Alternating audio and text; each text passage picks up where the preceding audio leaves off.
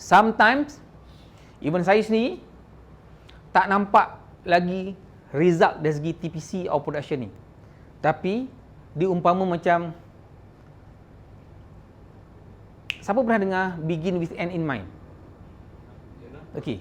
Contoh macam KSCC tu kan. Sebelum KSCC tu jadi KSCC, dia punya imajinasi tu dah ada ke belum? Kat mana ada? Kat mana? Ada kat mana?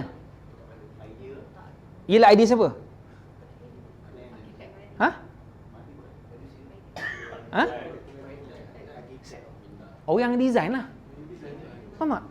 So, you nak design you punya agency, you sepatutnya dah ada gambaran agensi you macam mana. Tapi, you rasa arkitek tu nak jadikan gambar macam tu, lahir-lahir tu terus pandai design gambar macam tu ke? So, dia kena belajar the proses. So, sama juga, kalau you nak build you punya organisasi BTLO ni, kan?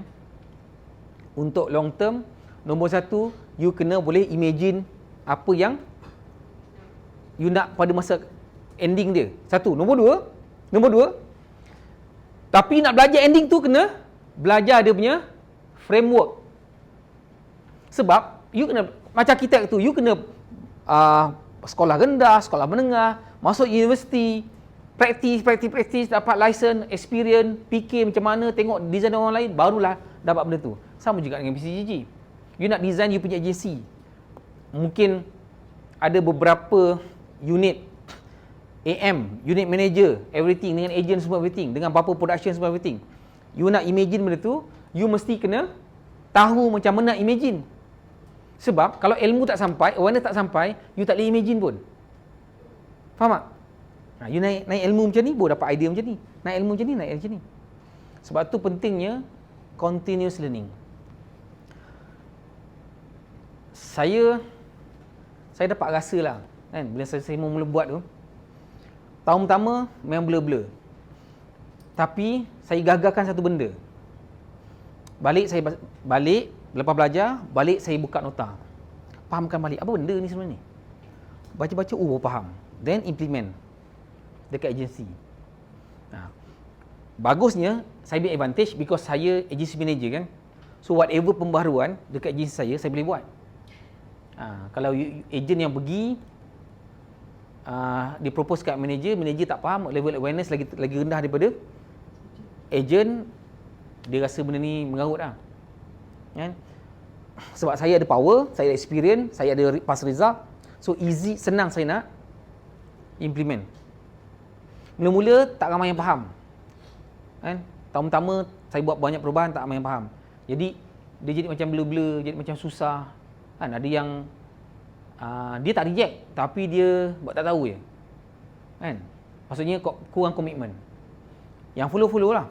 Tapi lately, bila dia nampak, kan, dia punya structure tu, barulah start datang. Barulah sibuk nak tanya, nak belajar. Tapi saya dah tak sempat nak ajar dia dah. Saya dah sibuk benda lain. Kalau nak belajar, kenalah. Kan? Bukan saya tak nak luangkan masa, sebab saya dah nampak benda lain yang saya patut lagi-lagi. Dan lagi besar. Okey. Faham secara struktur dia? Diumpama macam ni. Katakanlah, siapa pernah main jigsaw puzzle?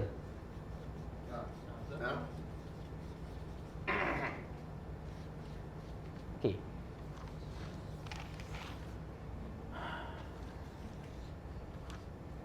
Secara ringkasnya, saya belajar PCG ni adalah untuk cantumkan puzzle-puzzle ni. Okay. Ini adalah PCG secara menyeluruh. As a whole, this is PCG. So, you belajar along the process, baru nampak, ni letak kat sini. Ni letak kat sini. Ni connected dengan sini. Ni connected dengan sini. Ni connected dengan sini. Kan? Ada yang kadang-kadang you kena belajar, you lalui dulu benda ni, belajar hujung, baru you jumpa, yang ni sebenarnya connected dengan yang first. Sebab tu dia jadi macam, kalau yang baru-baru ni, you akan rasa blur-blur sangat lah. Kan? Tapi ni unit siapa ni? Unit ni, kau je unit? Okey. Kalau untuk katakanlah you sebagai you punya level, kalau you tanya saya, katalah Sheikh Mi under this program, apa yang dia suruh buat, you just follow. You just follow. Kan? Sebab you mungkin tak nampak apa dia nampak. Tapi eventually nanti bila you punya awareness level yang meningkat, then baru you nampak. Sebab kadang-kadang kita tak ada masa nak terangkan tau. Faham tak? Contoh saya nak terangkan awareness lah, ni. Tak ada, susah. Saya buat, okey, nak tahu awareness macam ni. Macam ni. Nak tahu awareness macam ni. Nampak? Tak nampak? Okey, macam mana bagi nampak? Bagus. Nampak kan? Okey. So sekarang ni saya boleh paksa dia bangun tak? Dia kena bangun. Sebab rules dia, for thing to change, saya tak boleh paksa dia bangun. You nak tahu, you kena bangun. So senang saya nak fahamkan orang awareness. Kalau dia tak faham juga, saya tak boleh tolong. Because dia nak berubah sendiri, so you yang kena bangun. Okay? Clear? Okay. So now, saya cerita sejarah dia, kena dah cerita sikit tadi, dia bagi letter. Saya baca. Benda tu trigger satu benda. Sebab, dalam yang saya faham, saya dengan agensi ni, kan, dia consist of mindset, skill set, tool set, platform, soul and spirit. Okay? So saya pun buatlah saya punya framework. Itu agency development framework saya punya. 5 benda. Apa tadi? Mindset, skill set, tool set, platform, soul and spirit. Bila saya check, saya rasa saya punya agensi patut nak pergi lebih jauh. Okey, macam inilah. Dia mesti sebenarnya apa-apa pun, nanti akan berbalik pada sini juga, macam mana saya rasa macam ni. Dia mesti ada sebab. Kenapa? Sebab tu apa-apa pun, you kena tengok apa sebab, apa behind dia, apa meaning dia, kenapa, why, dia punya big why ni. Okay. Kenapa saya ada tiba-tiba terfikir nak jumpa kena nak belajar benda ni, lepas saya dapat terima surat dia. Kan? Sebab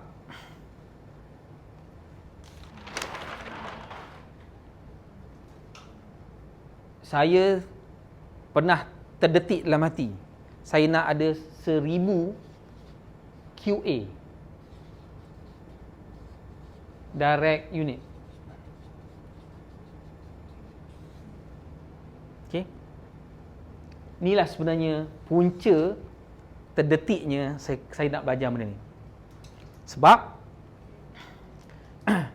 MG ada total as of last year lebih kurang 1,400. Kan? Sebab saya one of MG punya top management, so saya nampak banyak hiccup. Ni tak jalan, sangkut kat sini, buat ni bocor kat sana, buat ni bocor kat sana. Orang nampak, wah MG besar semua everything kan. Betul lah MG besar. Hebat semua nak follow macam MG kan. Tapi sebab MG nak lagi besar. Kan? Dan of course saya pun nak lebih besar. Sebab tu saya, orang cakap MG bagus, betul lah MG bagus, tapi sebenarnya saya nampak apa yang saya boleh improve. Kan? So, katakanlah saya boleh dapat benda ni. Apa jadi dengan MG the whole? Lagi besar lah. Max saya pernah handle direct unit dekat 200 orang. QA. Okay. Masa tu pun saya dah start macam boleh run, tapi makin lama makin slow. Dia umpama macam ni lah. Siapa nama bang? Jam. Siapa nama? Syarul. Kalau you dua orang lumba lagi agak, siapa paling menang?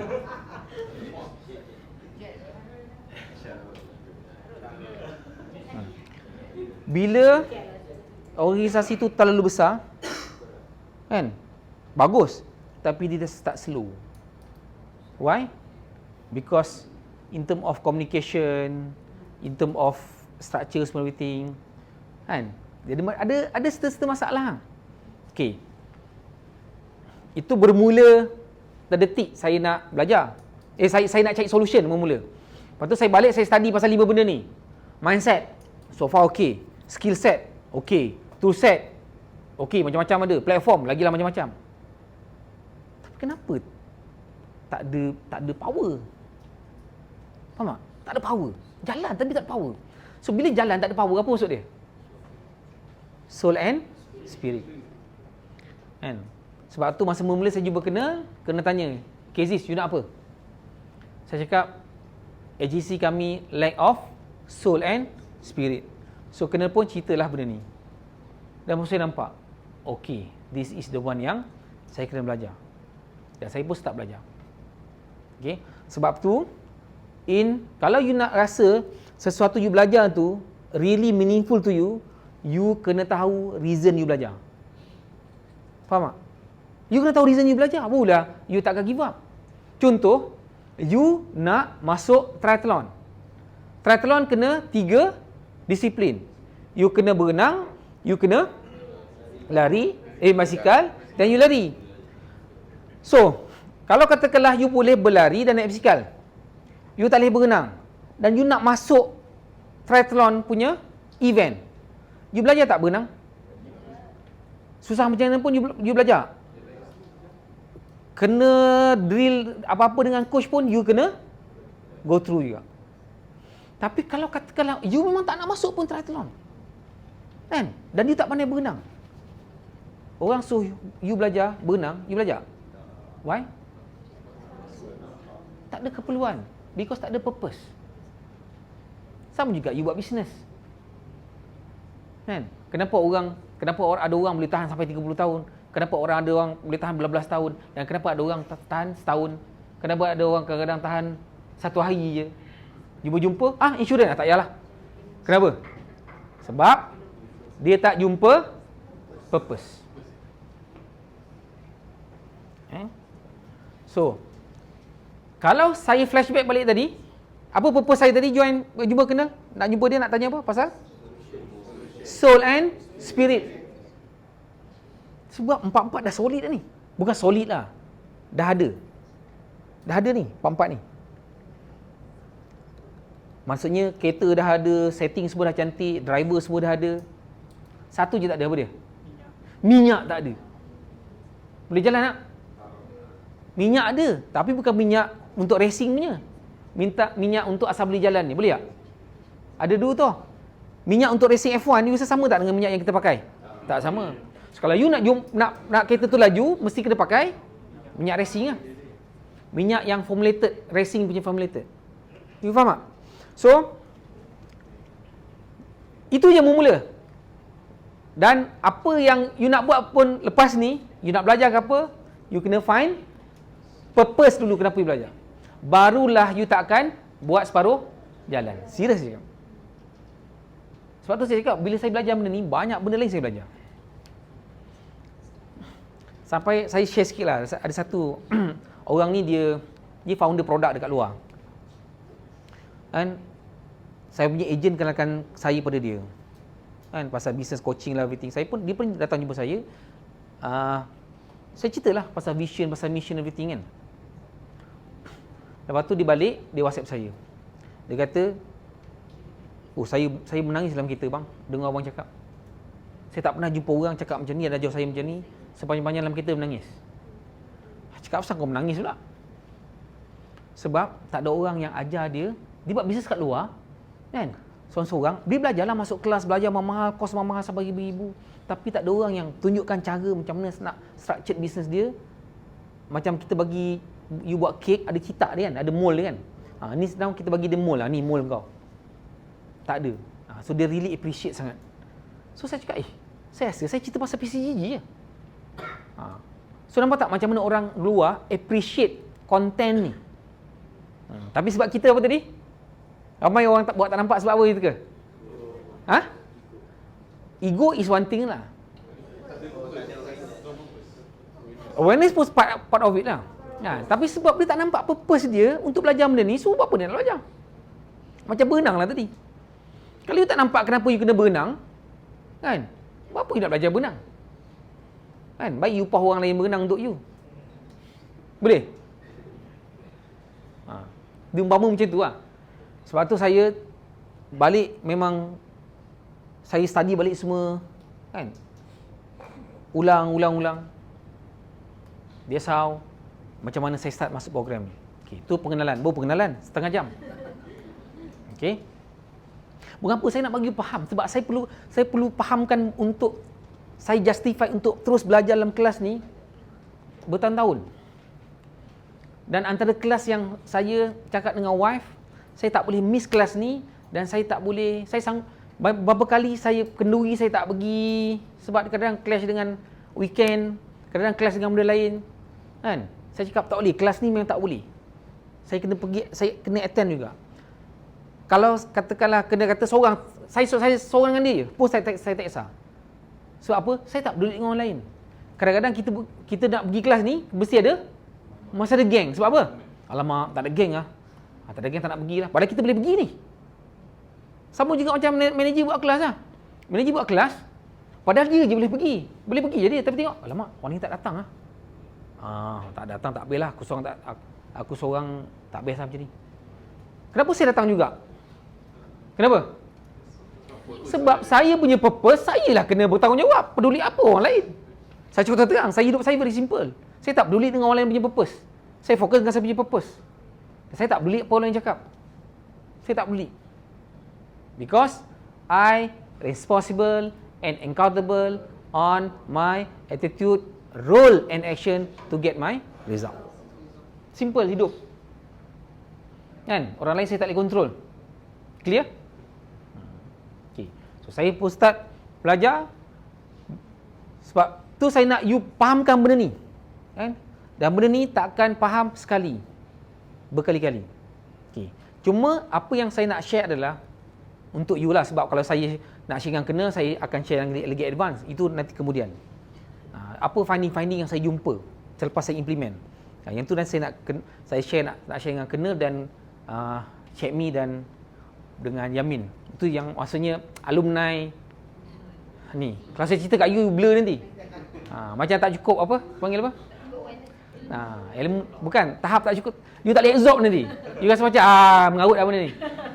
Tapi macam dia orang, sebab dia orang dah lalu fasa-fasa tu. Kan? Okey.